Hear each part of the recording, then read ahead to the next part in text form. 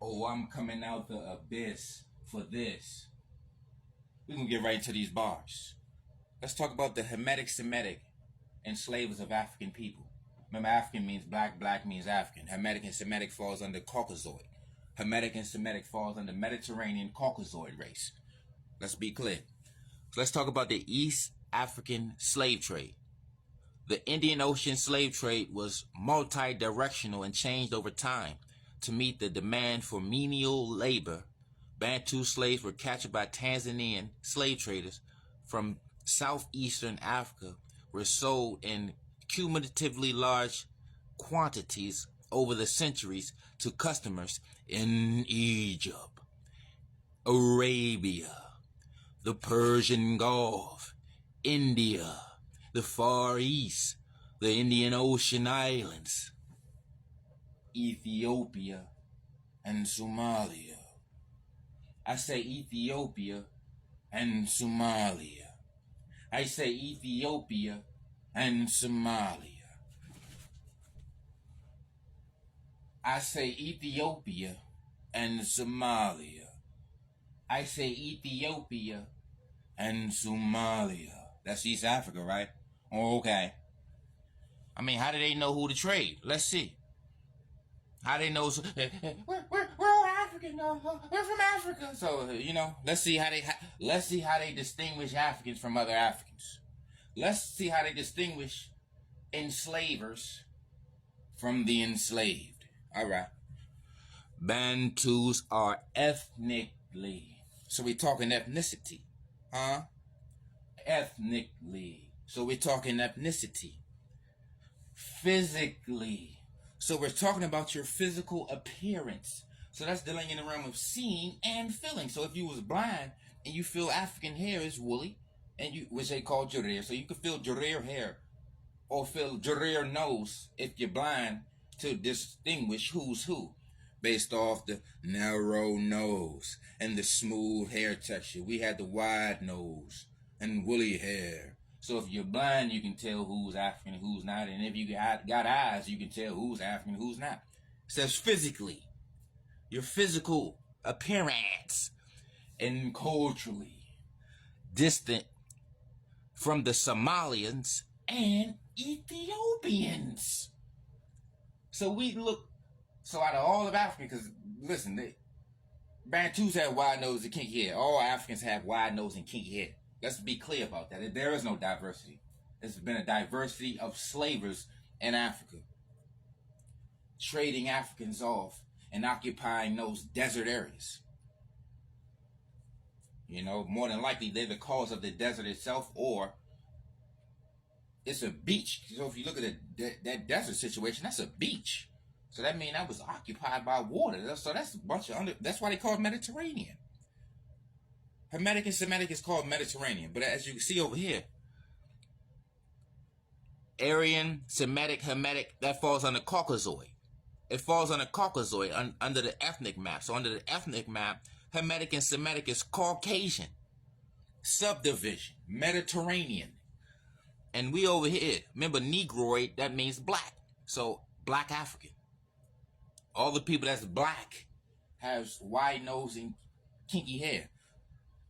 Protruding jaw, wider nasal passage, a different skull shape.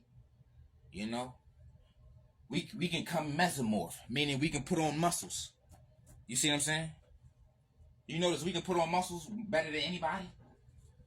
Granted, you got people that got muscles, but pound for pound, the African is the most muscular, most athletic. Pound for pound. We ain't talking about 4 or 5 people you can name that's hopped up off the roids. Damn, that's called roids. And look, it's roid right here. So people is hopped up off the roids. And they ain't black. So it makes it illegal. And remember, this is for educational purposes. Even though this may ruffle some feathers and shake up some caves and shake up some mountains, causing some avalanches. Because these are people of the mountains. People of the mountains, people of the deserts, people of the snow. All right? And hey, listen, evolution is a theory. Out of Africa is a theory. So let's make that clear before they say, oh, evolutionary climate. Those are theories. Stop it. Stop with the theories and beliefs. What do your eyeballs see? We got wide nose and kinky hair. Let's finish reading.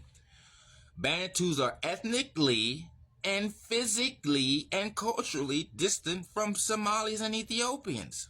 They have remained marginalized ever since their arrival in the Horn of Africa. First and foremost, we Africans, so all of Africa is Africa. Just because you're in the desert areas and it don't get no rain, and the mountains is snow-capped, and you're by the nearest cave, you can type in Ethiopia and it's a cave. It's a cave association.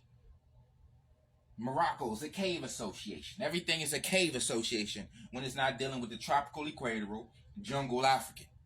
Huh? And remember, they are creating these deserts. So, what else to say? What else I miss? Oh, the culturally aspect. See, the cultural game is dealing in the linguistics and the music. The music ain't African. They ain't got no drums and stuff. Their music is identical to Indian music. Their music is identical to Indian music. Their language is their language and clothes is identical to the Arabs. It's not African. We wear the less clothes. We walk around barefooted, wide nose and kinky hair, so they know who's who. We are physically different, meaning we put on muscles, we are stronger, we can be in the sun, we don't need that much cover up and skin covering, and we ain't in them caves. We ain't in them high altitudes in the mountains. That's not African. That's not very African-like. Only way we're in the mountains is we had to flee from other invaders, because we got so many invaders. You see how they've been trading us off? They just been trading us all over the place. So you got to understand, when you trade something, that's a swap out. They've been swapping us out with other of their own kind. That's why North and East Africa is under the Arab world. North and East Africa is under the Arab League. I say North and East Africa is under the Arab world. What's that, MENA? What's that? The Greater Middle East? That's North and East Africa. And the temperatures is arid. Arid is desert. Or semi-arid. That's a semi-desert. So let's stop it. They don't get no rain in North and East Africa. They rain once every 5 years out that joint. The mountains is snow-capped. Huh? Goats. Ethiopia got the oldest goat-skinned Bible. It's the 15th century. It's not even that old. You notice how they got most of the stuff they dealing with is always 15th and 14th century? That's when the slave trade kicked off. That's when the transatlantic slave trade kicked off. Everything they kicked off around when they started enslaving black people. Wide-nosed and kinky-head black people. So a lot of people want to say we're African. You're not African if the word Asiatic is involved. You know? It's Asiatic is involved, you know? People out there speaking Indo-European, so the Indo-European conqueror, the Frenchman, the Englishman, the Spanishman, the Germans, the Dutch, all of them. Then you got the Afro-asiatic, which is the Kushites, the Berbers, the Romos. All those are enslavers of African people. All those are not African. Desert dwelling, desert wanderers, mountaineers, mountain men and mountain women, children of the cave. So let's be clear. So when we need to talk about African history, you have something called the Hermetic theory, and they're basically saying that look, first and foremost, it's a theory. So anything they're dealing with architecture, because remember, in order to have architecture, you must have cave ingredients. All that limestone that's what forms caves. So when they're dealing in architecture and building, they're using cave material. But they ain't building nothing. That's what they have slaves for. Think about it. If you was building something, you wouldn't be an enslaver. Enslavers don't build nothing. They don't build to create nothing. They crack the whip. They whip out the sword, the fire lances.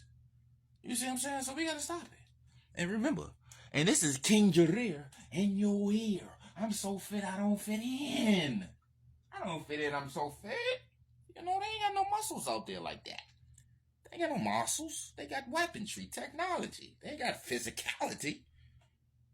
Physicality don't exist in their realms. They exist on a technical basis. Ghost skin Bibles, cave manuscripts, cave history. you know. So